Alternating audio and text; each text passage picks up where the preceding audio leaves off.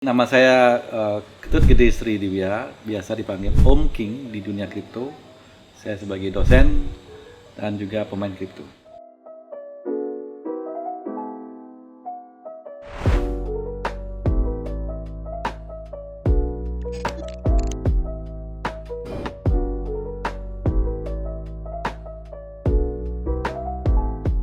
Saya mulai di dunia investasi tahun 2003, tapi di kripto dari bulan Maret tahun ini, tahun 2021. Kripto pertama kali yang saya beli itu 3 ya. Pertama CHZ, Cilis, Hot Holochain, sama One Harmony.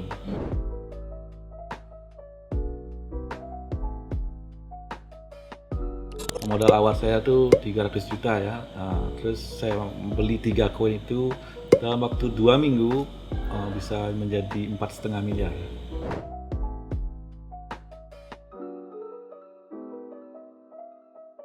Sudah jual semua. Setelah itu saya beralih ke koin micin. Saya micin hunter.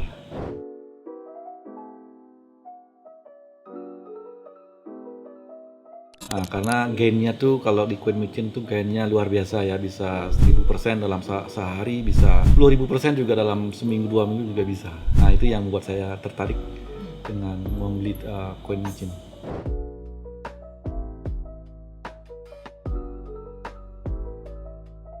Ada mungkin 30-40 koin micin ya. Jadi totalnya sempat meledak sampai 112 miliar ya.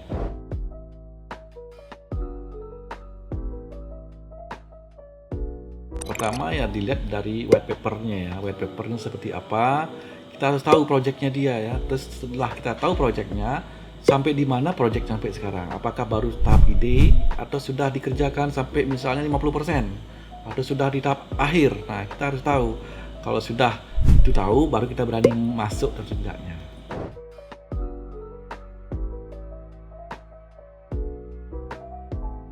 Pernah. Kan biasanya tuh influencer yang terbesar itu kan si Elon Musk ya. Elon Musk itu nge-tweet tentang Shiba. Nah itu Shiba saya ikut masuk dan memang cuannya memang lumayan besar dari Shiba.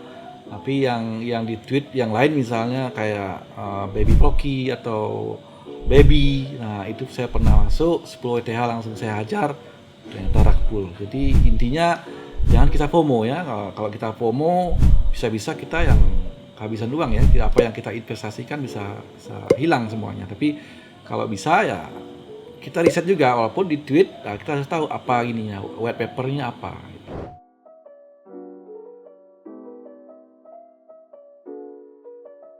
Ada yang ETH cuma sekali ya, tapi yang paling banyak ya itu di BSC ya. BSC itu 50% itu semua scam ya. Jadi kita harus bisa memilah ya mana yang bagus, mana yang tidak. Dan dengan pengalaman ini saya sekarang semakin berhati-hati memilih project-project atau koin-koin yang jaringannya BSC. Saya harus baca benar-benar dari white paper itu sendiri.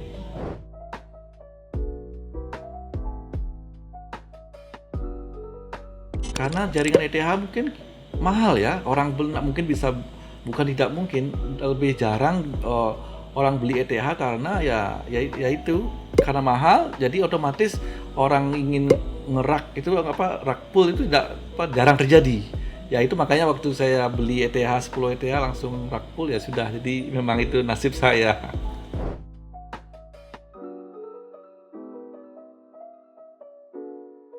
Ya untuk pertama ya kita harus tarik sebagian, terus kita biar untuk minimalisir risiko, saya staking sebagian di koin-koin yang menurut saya bagus, yang mau menghasilkan APR ya. APR itu sama dengan bunga yang lebih besar.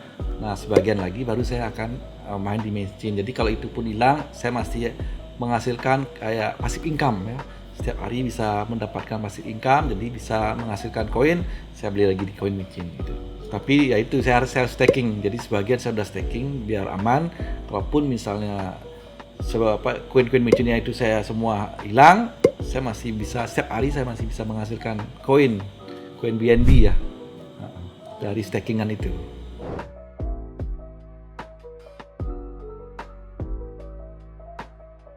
yang paling besar tuh dari dua ya, SIP atau SIBA sama Akita. Itu sangat besar itu. Kontribusinya mungkin 80% dari saya punya porto. Iya.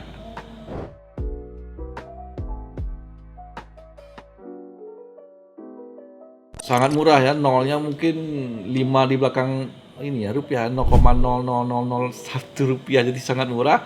Sekarang harga SIBA berapa? 0,5 atau 0,6, sudah berlipat-lipat itu.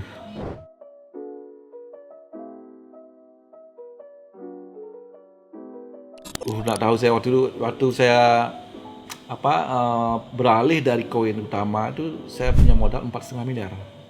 Jadi ya semuanya saya ambil, saya beli karena waktu itu saya beli banyak, saya nggak hitung berapa, yang penting SIBA saya beli, Akita saya beli, akhirnya ya meledak sampai 112 miliar.